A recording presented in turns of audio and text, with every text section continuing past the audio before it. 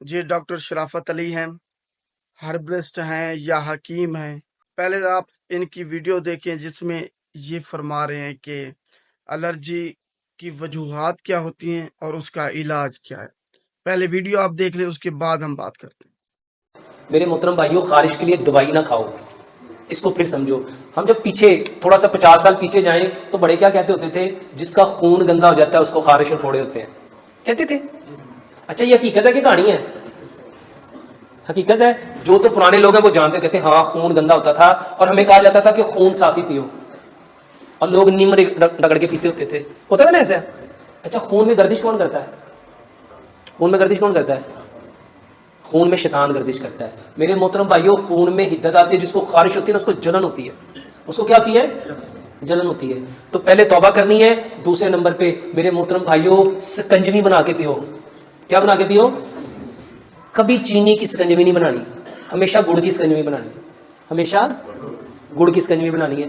اور جب سکنجوی کہتے ہیں لیمو اور گڑ کا پانی، لیمو اور گڑ کا، اس میں بہترین دوائی سبز دھنیا اور پودینہ رگڑ لو، سبز دھنیا اور پودینہ رگڑ لو۔ میرے محترم بھائیوں، ایک گلاس کنجوی میں یہ رگڑا ہوا سبز دھنیا اور پودینہ 1 چمچ ملا کے یہ پانی 1 گلاس صبح 1 دوپہر 1 شام پیو۔ اچھا بہت سارے لوگ کہتے ہیں سردی میں تو نہیں پیا جاتا۔ اچھا بتاؤ سردی میں کیوں نہیں پیا جاتا؟ کیونکہ آپ نے اپنے دماغ کو خود سے ہی کہہ دیا۔ اگر خارش ہوئی ہے، اور ہر بندہ جانتا ہے خشکی کی وجہ سے خارش ہوتی ہے، خشکی کی وجہ سے ہوتی ہے، اور بتاؤ سبز دھنیا اور پودینہ ٹھنڈک دے گا کہ نہیں دے گا؟ جلن کو ختم کرے گا کہ نہیں کرے گا؟ اور دوسرے نمبر پہ میرے محترم بھائیوں، آپ نا زیتون کا تیل استعمال کرو۔ زیتون کا اس نیت سے کرو کہ پیارے پیغمبر جناب محمد صلی اللہ علیہ وآلہ وسلم نے فرمایا زیتون کھاؤ بھی، زیتون پیو بھی، اور زیتون کے تیل کی مالش کرو، یہ مقدس درخت کا تیل ہے، اور اللہ سبحانہ و تعالیٰ نے زیتون کی قسم کھائی ہے۔ تو جس کو خارش ہے میرے محترم بھائیوں وہ زیتون کا تیل لگائے۔ بہت سارے لوگوں کو زیتون سوٹ نہیں کرتا تو وہ کیا کریں؟ وہ سرسوں کا تیل لگائیں۔ کچھ لوگوں کا جو موڈ مزاج ہے وہ تلخ ہوتا ہے تو ان کو ٹھنڈا تیل چاہیے، سرسوں ٹھنڈی ہوتی ہے، اس پہ سرسوں اثر کرے گی۔ اگر کسی پہ زیتون بھی اثر نہیں کر رہا، سرسوں بھی اثر نہیں کر رہا، وہ ناریل کا تیل لگائیں۔ اور ایک کام اور میرے محترم بھائیوں، یہ جو کیلا ہے نا، کیلا یہ بہترین علاج ہے۔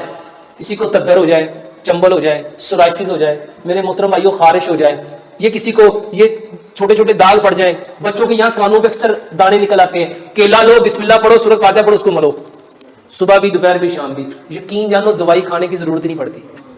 ان کی ساری ویڈیو کو میں نے پوائنٹس کی شکل میں لکھ لیا ہے۔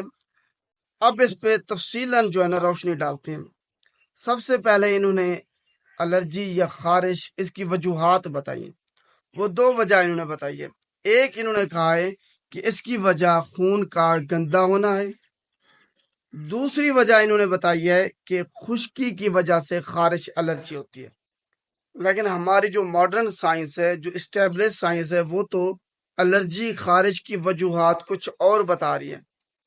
وہ بتا رہی ہے کہ الرجی یا خارش کسی میڈیسن سے آپ کو ہو سکتی ہے، ڈسٹ پارٹیکل سے آپ کو ہو سکتی ہے، پولن سے ہو سکتی ہے، آپ کو کسی پرفیوم سے ہو سکتی ہے، کسی کھانے سے آپ کو ہو سکتی ہے، ربر سے آپ کو ہو سکتی ہے، کسی انسیکٹ نے آپ کو اگر کاٹا ہے اس سے ہو سکتی ہے، کاکروچ سے ہو سکتی ہے، پرفیوم سے ہو سکتی ہے، کسی میڈیسن سے ہو سکتی ہے۔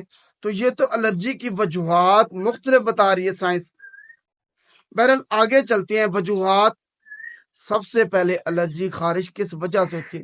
جیسے ہی کوئی فارن پارٹیکلز آپ کے جسم میں داخل ہوتا ہے تو آپ کا جو دفاعی نظام ہے اس کو ڈیٹیکٹ کر لیتا ہے، کیونکہ فارن پارٹیکل ہمارے جسم میں آ گئے تو فوراً دماغ کو ایک پیغام جاتا ہے جس کی وجہ سے ایک کیمیکل ریلیز ہوتا ہے جس کو ہسٹامین کہتے ہیں۔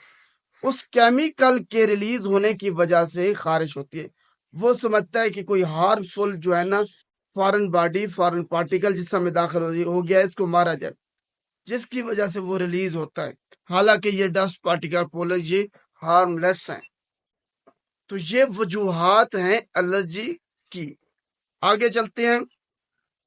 پھر انہوں نے جناب اس کا علاج بتایا ہے، خارش کا بھی بتایا ہے اور ساتھ فنگس کا بھی بتایا ہے۔ وہ علاج سنتے ہیں۔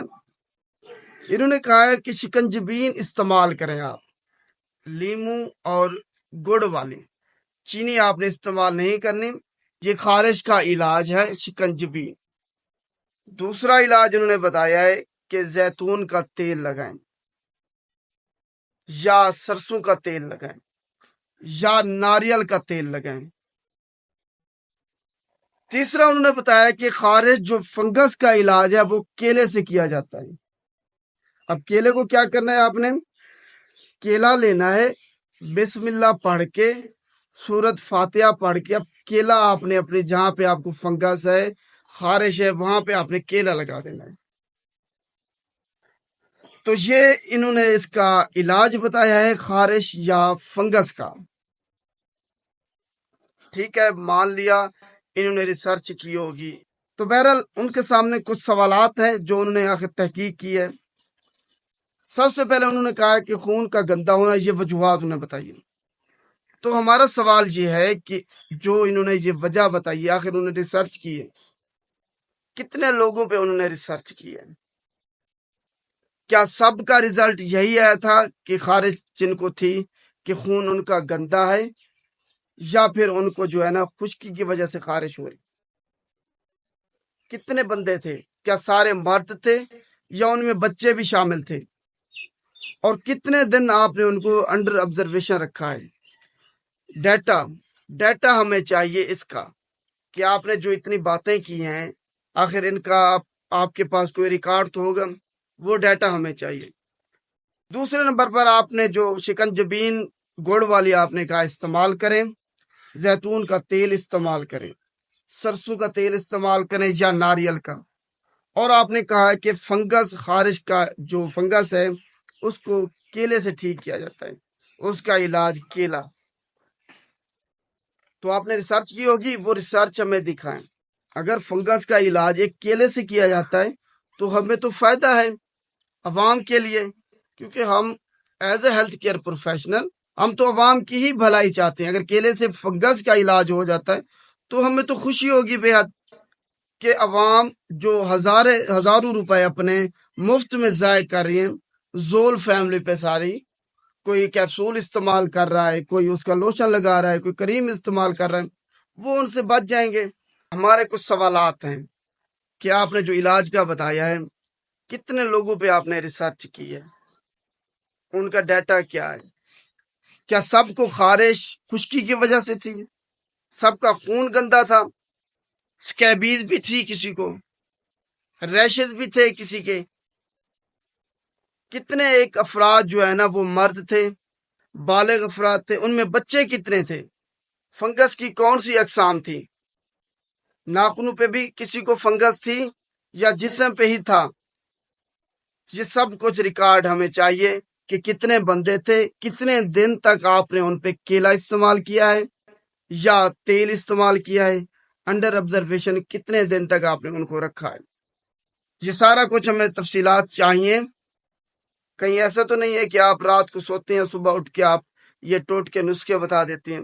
ہم نہیں کہتے، ہم برا گمان نہیں کرتے، ہم اچھا گمان کر رہے ہیں کہ آپ ریسرچ آپ نے کی ہوگی، آپ جو ساری باتیں بتا رہے ہیں، وجوہات آپ نے بتائی ہیں، اس کا علاج بتایا ہے۔ اگر یہ علاج ٹھیک ہے تو ہم تو یہی استعمال کریں گے، کل سے ہی استعمال کروں گا میں۔ ہم تو یہی کہہ دیں گے کہ اب آپ کو اگر فنگس ہے تو کیلا استعمال کریں، لیکن آپ ریسرچ آپ نے دکھانی ہے کہ کتنے بندوں پہ استعمال کیا ہے، اس کا ریزلٹ کیا آیا ہے، کون سے بندے تھے، بالغ افراد کتنے تھے، بچے کتنے تھے، عورتیں کتنی تھی، کتنے دن تک ان کو انڈر آبزرویشن آپ نے رکھا ہے، سارا کچھ یہ ڈیٹا ہمیں چاہیے۔ اور ایک آخری بات، آپ نے کہا ہے کہ خون میں جو شیطان گردش کرتا ہے، خون میں شیطان گردش کرتا ہے، یہ ایک اسلامک ٹچ آپ نے دیا ہے۔ اس کے لیے ہم جو مذہبی سکالر ہیں، انجینئر محمد علی مرزا صاحب، ان سے درخواست کریں گے کہ وہ اس پہ روشنی ڈالیں کہ کیا ہر انسان کے خون میں شیطان گردش کرتا ہے؟ کیا ہر بیماری کی وجہ شیطان ہوتا ہے؟ ہم نے جو سوالات تھے وہ آپ کے سامنے رکھ دیے ہیں، ان کے جوابات درکار ہیں تاکہ عوام کو جو صحت کی بہترین سہولیات ہیں وہ فراہم کی جا سکیں۔